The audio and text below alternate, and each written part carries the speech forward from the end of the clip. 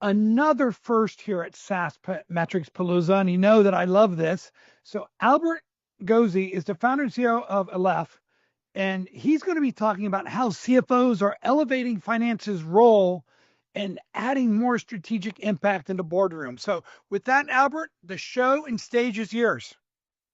Yeah, thanks so much, Ray, and great to be here with you all. So yeah, we're gonna talk today about how CFOs can become more strategic in the boardroom, but also in the day to day. And I think why this is important. And we're gonna try to have some fun and be a bit more relaxed here because I know you all are watching many sessions. But I think this was the motivation of when we were discussing with Ray why this would be interesting. Is this idea of no FP&A, no finance team like feels that they're as strategic as they want to be. And more often than not, that's true. And there's a lot of things that are holding people back and not letting them be that like that full potential strategic that they want to be. So we're trying to today, break down why is it that people are not that strategic, as well as recommend some ways or some things that you can do to, get closer to that goal. But before going to that, a little bit about myself and, as Ray introduced me, I'm the co-founder and CEO of Aleph. Aleph is an AI native FP&A tool. A bit of my background before starting Aleph, I work in finance and Procter and Gamble.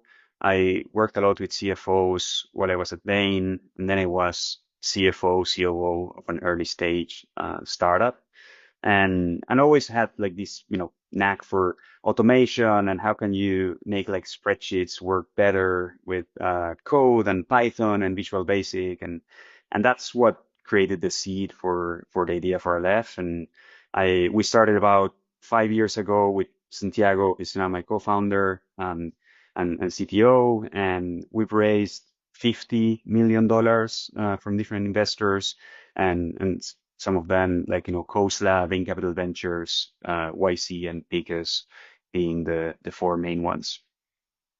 So let's talk about why and why finance teams are not strategic. And for us, it comes down to this that we're calling here the finance bottleneck of where finance people spend time. And I think this is like a representation of what we see day to day, talking to probably like, hundreds of finance teams per month of, spending more time on what's that low value added work instead of on what they were hired to do and what the most impactful work is. And I think that's like a little bit more of the going to this topic and a bit more of the hot take here, and I'm gonna try to provide a few like spicier takes. Is a lot of people are chasing this goal of being strategic, and I think what I'm trying to say with this meme is, in the end, what you want to do is try to think how can you automate and remove the things that you're doing in your day to day that are not strategic, and in the end, it's not because of lack of skill that CFOs are not strategic. It's because of lack of time. Finance teams are very small. They are pushed to do more with less. As the stewards of the budget, they don't want to give themselves too much budget, and they want to set the example for the rest of the organization in how to be, efficient with resources. So I think there's a lot of, small, like, but, very capable finance teams that are just like running around doing the next menial task after like one menial task after the next one. So one of the things that the way that we think about this is, focusing on automating those manual tasks and the part that are not value added is one of the first and biggest unlocks to be more strategic. So I'm going to spend some time, breaking down that and then talk a bit about, how you can use that newly found time to become more strategic. So this we did a few surveys. We put together different studies, and this is a picture of where we see finance people today. And specifically work a lot with FP&A teams. So this is slightly FP&A bias, but of course applies broadly in finance. And it's the idea of 75% of the week, the month of finance team is involved in what we call like routine FP&A activities, from data collection, doing like very low level basic reporting and variance analysis, doing like some of that, copy pasting, consolidating data that gets involved in processes like budgeting and forecasting. And only 25-30% of the time is spent on the things that, actually add value and influence. So I think there's many ways that you can think about, automating this. I think like, what people would love and what would be great to have is, a way to get more hours, go back to the future, make every day count as many. Um, that's not possible yet. When it is, again, I think we will be able to unlock a lot of time that way. But I think in the meantime, we need to um, go to some other things that are available. I think one of it for us, I think like tools and automation go a long way. And our framework, and again, this is not about the left, and there's other tools in the office of the CFO stack that we partner with that also do this very effectively. But it's almost this idea of thinking about autopilots and co-pilots. I think we can borrow a lot from, self-driving cars and other, technologies that are further ahead than finance tooling.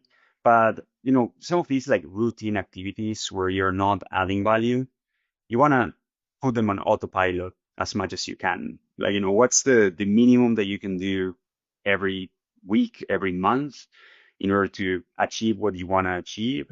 But like having them take, again, this idea and this goal of saying I should be spending 10% of my month on this. So if my month has 30 days, I want to be done with, month-end close, basic variance analysis by day 3, not day 15. And there's a lot of that even today, AI is, successful enough and it's reliable enough that you can put a lot of those on autopilot. And again, copy pasting data from different places, again, that's made sense 10, 15 years ago. It doesn't make sense today. And there's many tools, Aleph among them, that can help. Variance analysis, again, another example of something that is very, very automatable today. So we have an agent that does variance analysis. We have a lot of tests to see how this agent performs. 95 to 96% of variances, be it, actuals versus actuals and historical variances and actuals versus budget, today can be explained with AI. So you can do that in 30 seconds to a minute, and then you can spend this 5% of the time that is remaining here on those that are more complicated, those that do require, someone to go and dig. But like you can cut down time significantly there. And the same with budgeting and forecasting. I think there's a lot that is still needed, and that's why it's not like zero.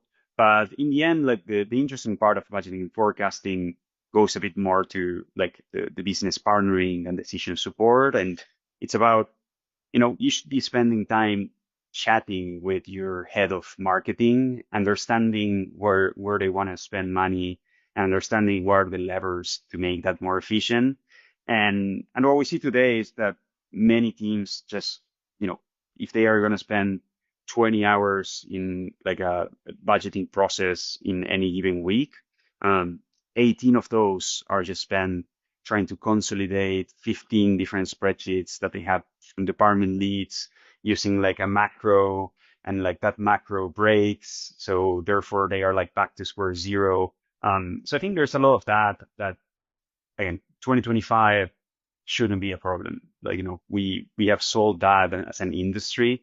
And if you're, spending a lot of manual time there, it's more for not investing the time and effort to automate. And then there's the strategic value added activities. And this is like less important for, like this idea of like saving time, and you're not gonna fully offload your long-term plan or your financial model to AI. But there's a lot of ways to, make better decisions and enhance the way that you do it using AI more as a co-pilot. And I think the simple example of that is things like, when we're doing headcount planning earlier, we recently raised a Series B.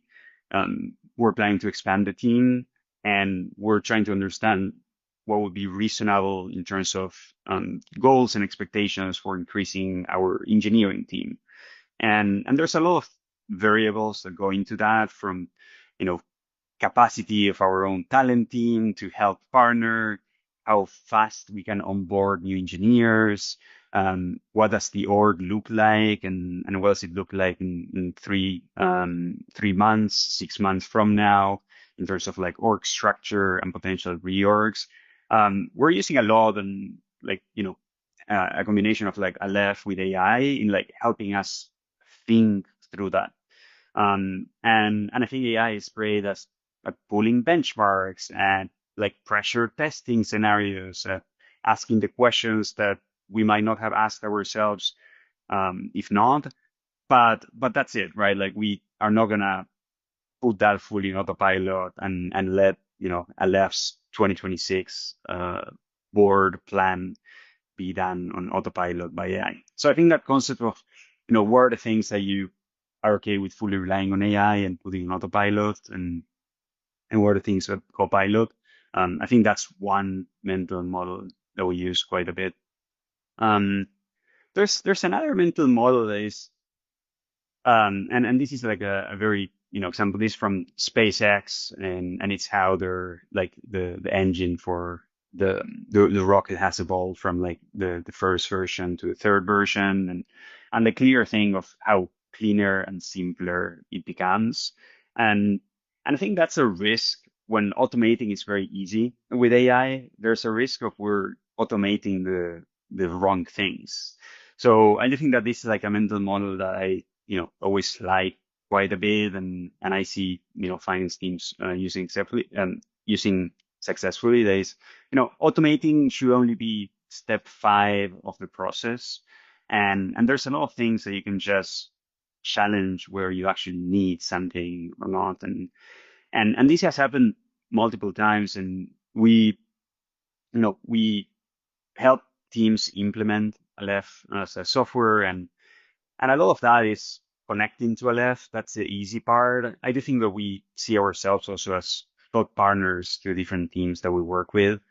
In, going from, I have a process that I'm not happy with, that it's very manual, that it's very time consuming, to everything is smooth and streamlined. And one of the things that happen often, and happened like, 1 month ago, I have a very specific example in mind, is some people coming to us and saying, hey, these are the 12 reports that I actually need to, have replicated in Aleph, or I need to have automated with Aleph.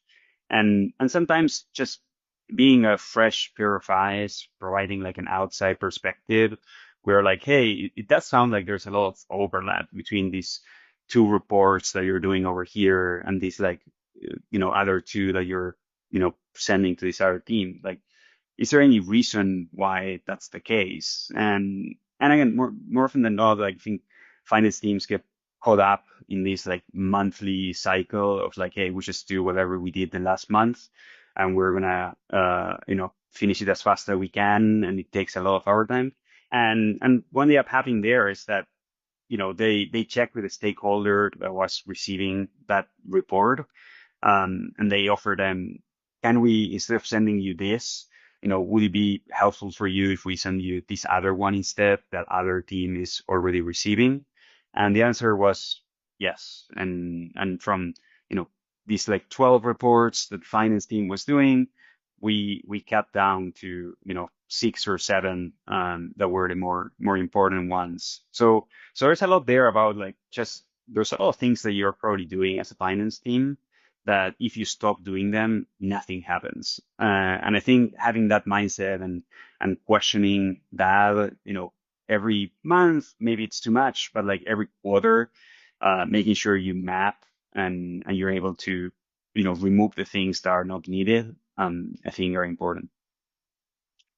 And and again, a lot of times, less is more, and like more simpler things are actually all you need.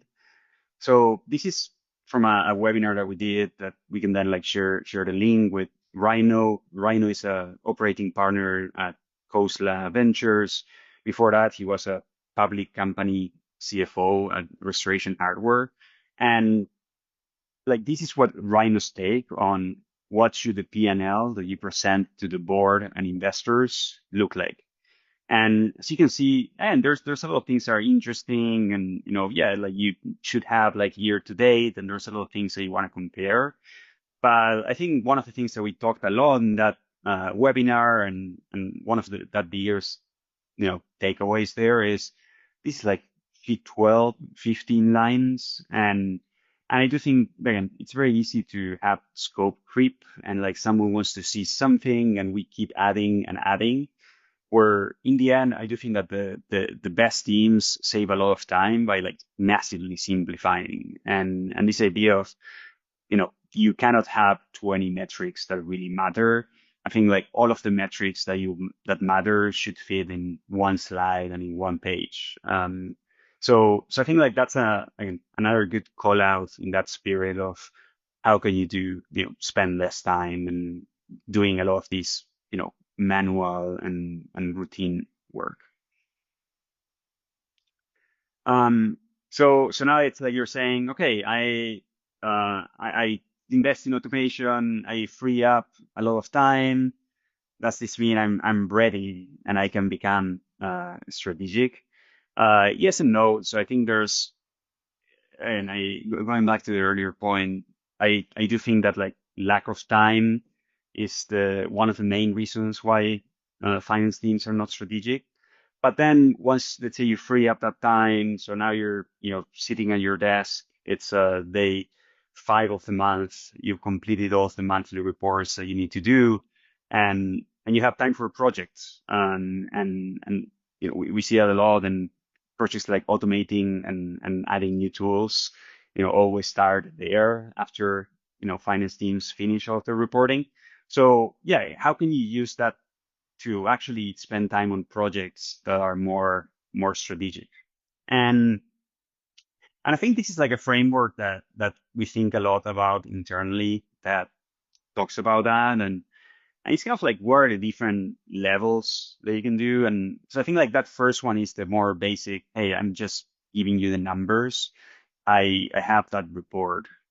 I think there's one level that is more strategic than that. That is, I want to provide insights. So not only I'm giving you the number, but I'm also giving you the reasoning behind the number. I'm going to explain what the drivers are. I'm going to, double click and really understand why that happened. But it's more like backwards looking still and historical looking. And I do think that in the interest of time, most finance teams are actually stuck in that, level one, or like I think a lot of them get to that level two. But in the end, the past is only important as a way to influence the future. And I think like that's where level three things start to get more interesting and starting to talk about things like forward scenarios, trade-offs. How can I, start connecting different parts of the organization? And how can I make sure that like, this gap always exists in organizations between like strategy and execution. And I think finance has a very important seat in that discussion. That is like finance owns the numbers. So I think the idea of, how can finance become more of that like hero of this story, where they are using the numbers to provide like a different perspective to the table that sales team, marketing teams, engineering teams might not have, and be part of those more, should we do this product or not? Should we invest in this or not? And really have the influence. And I think like influencing is important, and like saying something like, hey, we shouldn't do this because our CAC payback as a company is in like, 12 months, days what our investors want. And if we go forward with this initiative, it will hurt our CAC payback. Those are all great ways of influencing and helping drive decisions. But I do think that like the best teams go one step forward. And I think that's one place where technology can help quite a bit. And it's about like orchestrating. A lot of the times what happens is this idea of what you decide on the quarterly board meeting or in like a leadership offsite is very different from what happens in the day to day. And it's very hard to like, and there's a lot of communication that is needed, in order to, in big organizations, drive that change forward and make sure you also have a very fast, feedback loop. So I think the idea of like orchestrating and having like alerts and triggers, and in the end, this idea of how can you wire those decisions into actually the operating rhythm. And I think like what does look like a scale here, we have a call example from like Brandon. I think, you know, Brandon saw that at 2x at his company, there was a lot of like interesting things that happen on a monthly basis, but he started questioning, okay, like if this is interesting and it's helping us, 12 times a year make course corrections and make better decisions, can we actually do them more often? So one of the things that he did was he took like 80, 90% of that monthly report and he made it weekly. So he sends a report to the board and all the management team on a weekly basis on some of the main KPIs and some of his recommendations on how to make changes based on the data that he's seeing. So I think that that's the real math of, a company like 2x that like makes decisions 52 times a year instead of 12 times a year.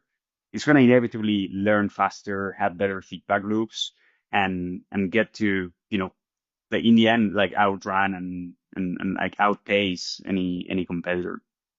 And like some examples of what he thinks, more theoretical, and some of those things are even like hard to implement today, but kind of like what we think that the vision for things like this looks like, or something like this. And so here we have a go-to-market spend workflow that I was talking about. So, okay, we want our CAC payback to be lower than 14 months, or we want the quality of our marketing qualified leads to be more than a certain bar. So we should have CFOs should have a system to like constantly monitor that, and then like make sure that if that happens, there's an action that gets taken. And that shouldn't happen, 3 months later when you're finalizing the quarterly review before the board meeting. It should happen immediately. And you can propose, okay, let's go from channel A to channel B because like, what we expected is not what's playing out. And actually channel B is more interesting. And if we do that, we can have our bookings grow and our CAC go down.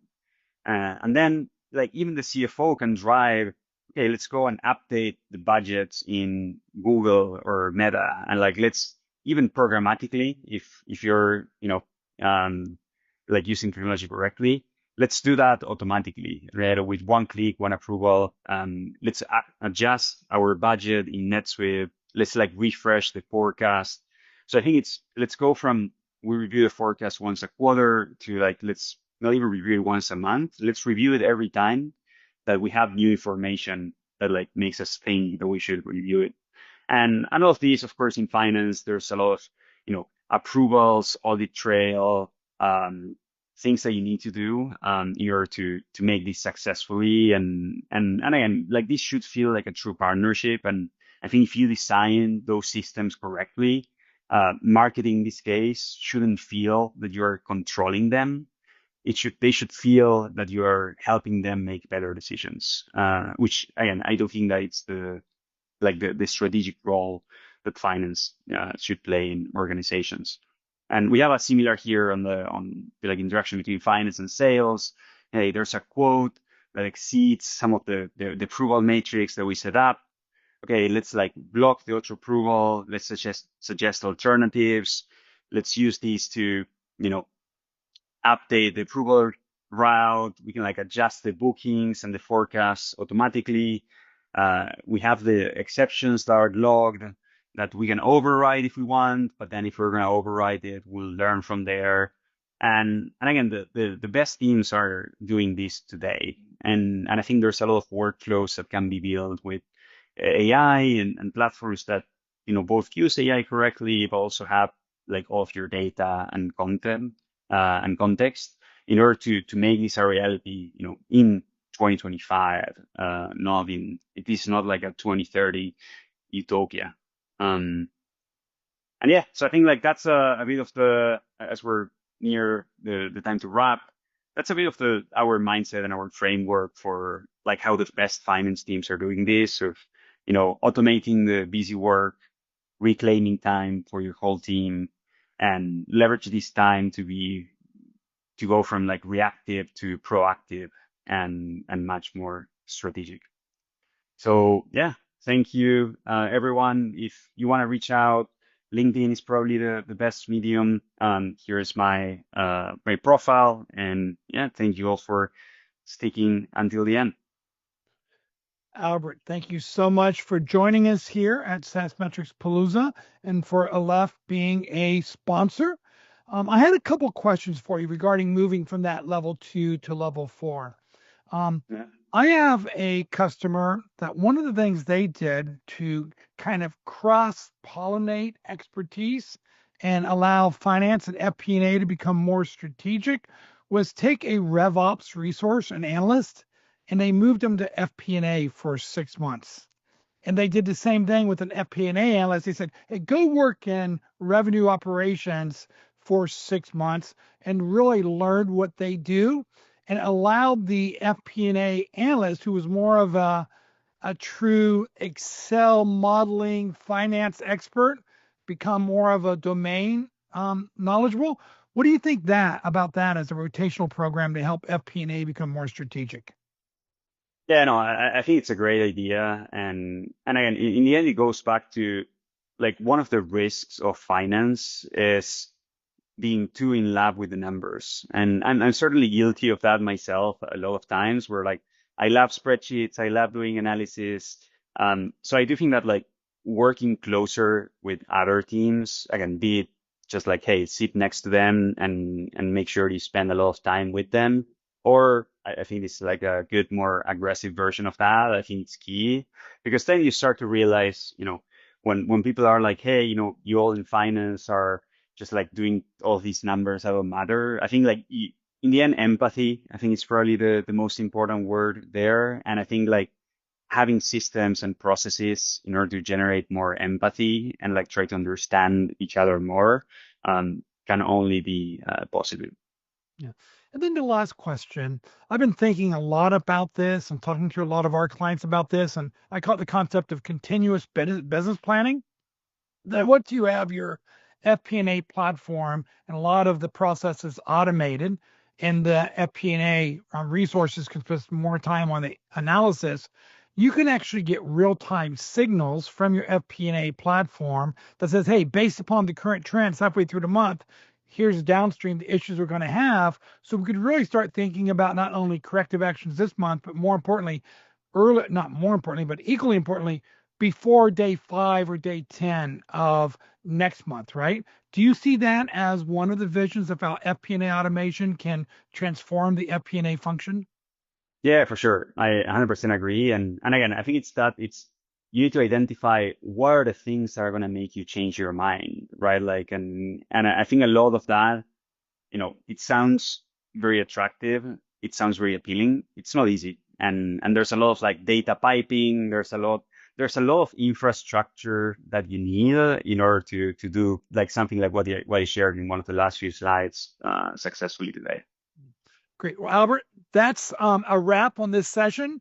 I do want real quick for you to share the latest benchmarking report that you guys did. I think it's a really valuable asset, and thank you for being a speaker here at SaaS Metrics Palooza 25. Yeah, thank you, Ray. And yeah, like the final plug is we interviewed 250 senior finance leaders on best practices for budgeting and planning. So if you're looking for what worked for others, but also if you're, having a nightmare of a planning season and you want more empathy for other people that have also struggled in the past, I think this is going to be a fun read. But yeah, Okay, thank you. And thank you, Ray, for having me. okay, everyone, take a quick breath because the next session is coming up.